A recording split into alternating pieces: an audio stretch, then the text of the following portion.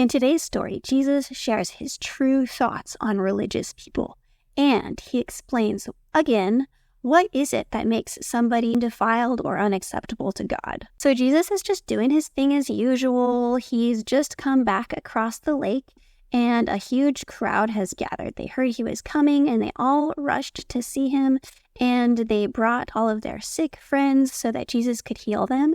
And also the Pharisees come. They have a bone to pick with Jesus, and so they are going to come and talk to him about it.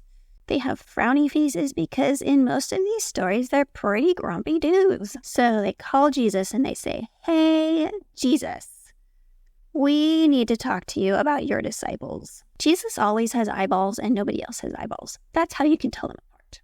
The Pharisees say, do you know what your disciples have been doing?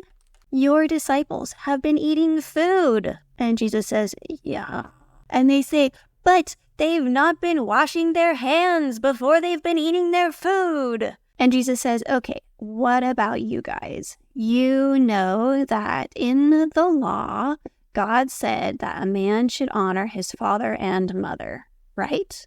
And the Pharisees say, yeah, we believe that. That's true. And Jesus says, okay, so say this guy has some money. He should honor his parents with it, right? The Pharisees say, yeah, he should honor his parents with it. And Jesus says, okay, well, you say, for the sake of your tradition, that this man, if he has this money and he says, you know what, I have this money and I am going to dedicate it to the Lord, then you say this man does not need to honor his parents with the money. You are hypocrites. And Jesus says, you know what? This is something that the whole crowd needs to hear. So Jesus calls the crowd and he tells them this story. He says, you know what? It is not what goes into a man's mouth that makes him defiled. It is what comes out of a man's mouth that makes him defiled. And the crowd is like, yeah, we get it. It's amazing, so deep and amazing and wonderful. And they're kind of like, maybe we're not sure if we get it. And the disciples are like, yeah, we're not really sure if we understand this story. You know what? Okay, let's go talk to Jesus and see if he can explain it to us. So the disciples all come to Jesus and they say, Jesus, did you realize that the Pharisees were actually like really upset by that thing that you said? And Jesus says, you know what? Don't even worry about them. You know what they're like? They are like guides, but they're like blind guides. That guy has a blindfold over his face because he's blind and can't see anything. This guy also has a blindfold over his face because he's blind. And this guy's trying to lead this guy, but there's this great big pit in front of them. And what's going to happen when a blind man is leading a blind man? They are both going to fall straight into that pit. And Peter steps out and he says, Jesus, would you mind explaining the parable to us about the food that goes in and out of our mouths?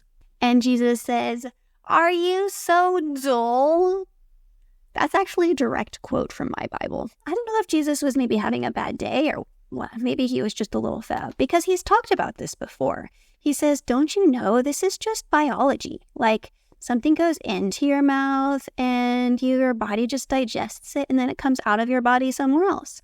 But the things that come out of your mouth are your words.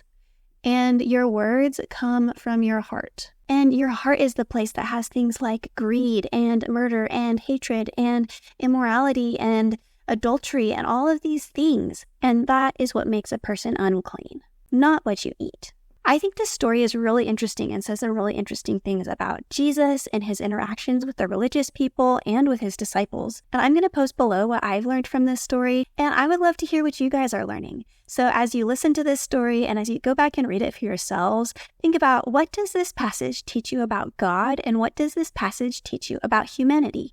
And is there anything in your life that needs to change because of this passage? Also think, is there somebody in your life that you know who would benefit from hearing this story? Go and share it with them and let me know how it goes.